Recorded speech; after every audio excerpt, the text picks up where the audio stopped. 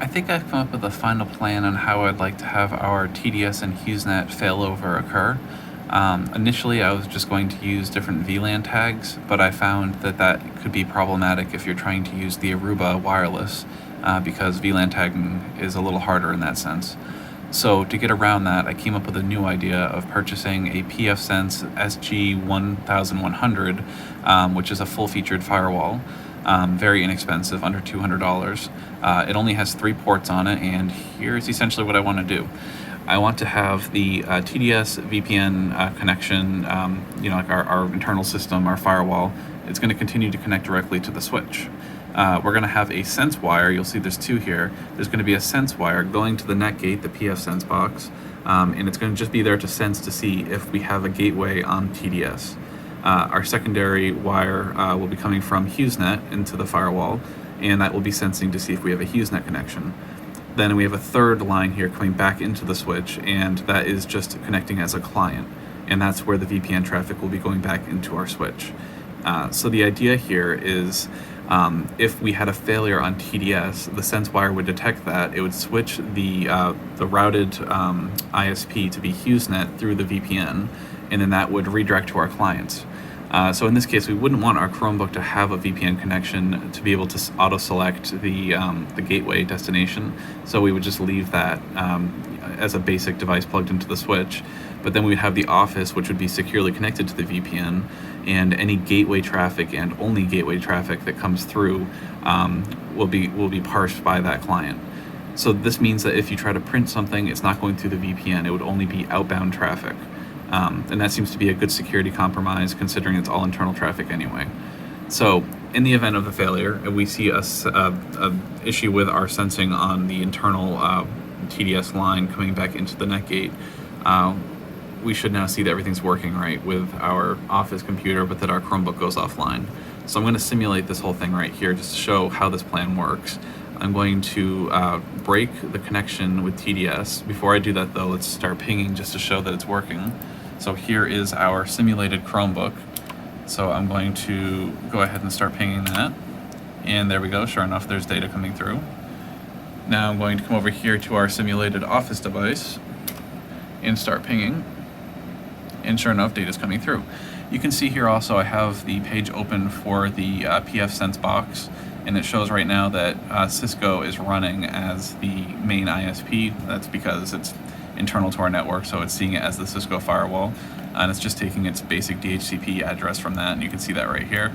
And then we have the HughesNet simulated network that I created that is running on 192.168.1.1, and you can see that's online, but it's not being used, and that's because under gateway groups, we have a Tier 1 and Tier 2 network. Tier 1 is the default and it's set to Cisco, and Tier 2 is set to HughesNet. Pretty straightforward. So with everything pinging, I'm going to come back over here now, and I'm going to kill our TDS connection. This is all a live simulation, so I can do that. Oh, hold on. Let's go ahead and try to right-click that and say suspend. All right, instantly we now have no data coming through TDS. So if I come back over here, we would expect that our Chromebook user is no longer to connect.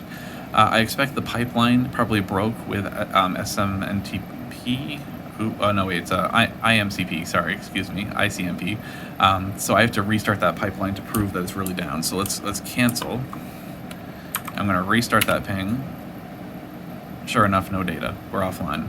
Now if I come back over here though, our office device is running through the VPN, so any traffic coming through is going to be routed to the proper gateway. So I'm going to go ahead and kill that connection to restart the pipeline and start pinging, and sure enough, there we go, we have data. So it did break the pipeline because it was an active connection, and when that switchover happens, it abruptly kills that active connection. But as far as the end user can tell, they just have to refresh the page, and that's assuming that it's not already refreshing on its own internally.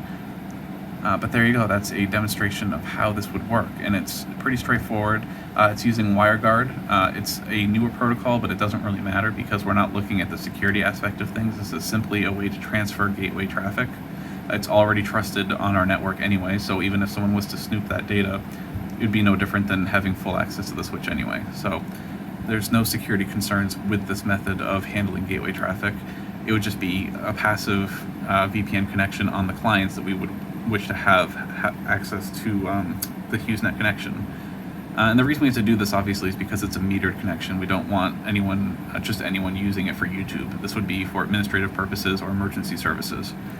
And so now if I refresh this page here, because we still have a dead connection with TDS, I would expect to see that our gateway has switched, and sure enough, when I refresh, we have HughesNet is now the default.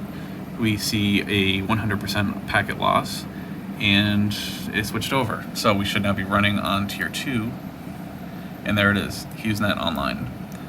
So it's pretty quick to switch over to. It's going to monitor on whatever IP address I hand it to monitor. In this case, I'm using the DNS provider 1.1.1.1.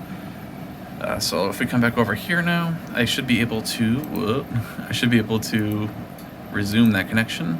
It's going to take a second for it to detect it's back up again. It's doing an occasional ping to see if it's able to reach the original address, but we can attempt to see how long it's going to take here if I start pinging again.